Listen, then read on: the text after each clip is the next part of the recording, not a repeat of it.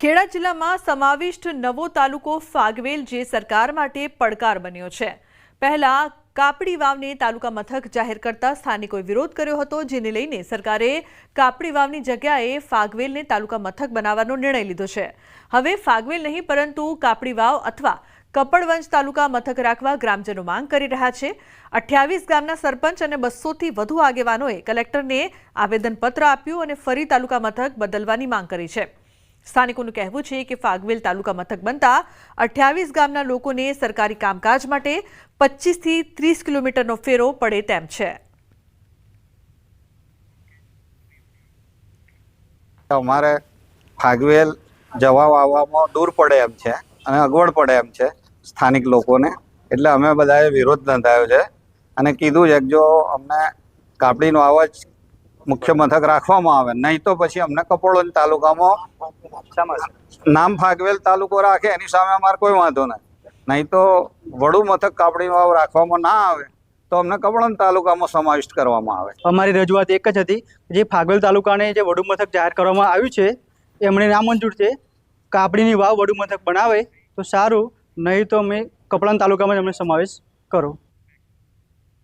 તો સુરેન્દ્રનગરના લીંબડીમાં પોલીસે નેશનલ હાઈવે પર ભંગારના ડેલામાંથી ગેરકાયદેસર લોખંડની ચોરી અને કટિંગ કરતા 3 શખ્સોને ઝડપી પાડ્યા છે। ગેરકાયદેસર રીતે લોખંડની ચોરી અને કટિંગ ઝડપાયું છે। પોલીસે 15 લાખથી વધુની કિંમતની લોખંડની એંગ્લો તેમજ ટ્રક, મોબાઈલ સહિત 26.71 લાખનો મુદ્દામાલ ઝડપી પાડ્યો છે। પોલીસે 3 લોકોને ઝડપીને આગળની કાર્યવાહી હાથ ધરી છે।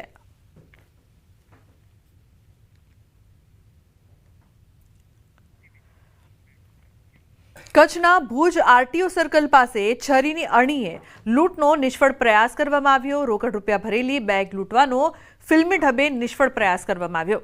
2 યુવકો છરીની અણીએ દુકાનદારને લૂંટવાનો પ્રયાસ કર્યો। પોલીસે સીસીટીવીના આધારે બંને લૂંટારાને ઝડપી પાડ્યા। ભુજના ભુજિયા ડુંગર રિંગ રોડ અને આરટીઓ રિંગ રોડ ઉપર મોડી રાત્રે પેટ્રોલિંગ વધારવા લોકોની માંગ ઉઠી। અવારનવાર આ વિસ્તારમાં લૂંટના બનાવો બને છે।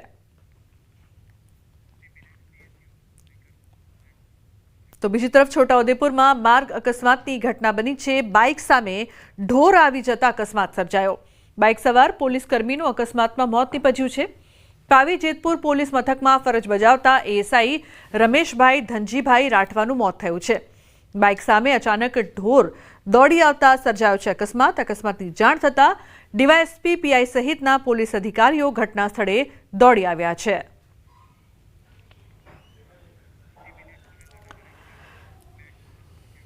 તો સુરેન્દ્રનગરની સબ જેલમાં એસઓજીની ટીમ દ્વારા સરપ્રાઇઝ ચેકિંગ હાથ ધરાયું। પોલીસે જેલમાં તપાસ કરતા બેરેક નંબર 3ના બાથરૂમમાંથી 2 ફોન અને ચાર્જર મળી આવતા જેલ તંત્રમાં ખળભળાટ મચી ગયો છે। જેલની અંદર મોબાઈલ ફોનનું હોવું એ સુરક્ષા વ્યવસ્થા માટે એક મોટો પડકાર છે, ત્યારે સ્થાનિક જેલ પોલીસની કામગીરી સામે સવાલ ઉઠી રહ્યા છે।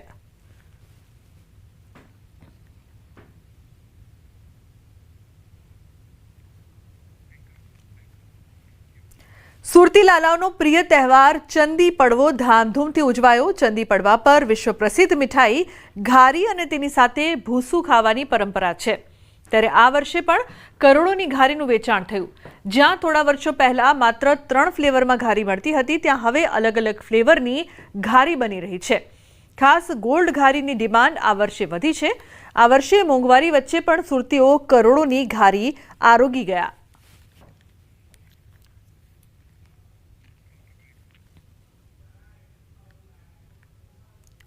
સુરતી લોકોને કંઈક અનેરું અને નવો ટેસ્ટ માટે અમે લોકો અલગ અલગ પ્રકારની ટોટલ અમારે ત્યાં 16 પ્રકારની ઘારી છે। અમારે ત્યાં ગોલ્ડ ઘારી પણ સ્પેશિયલ આ વખતે ઘણી સારી ડિમાન્ડ છે। ગોલ્ડ ઘારી બી લોકો પસંદ કરશે ગિફ્ટમાં આપવા માટે।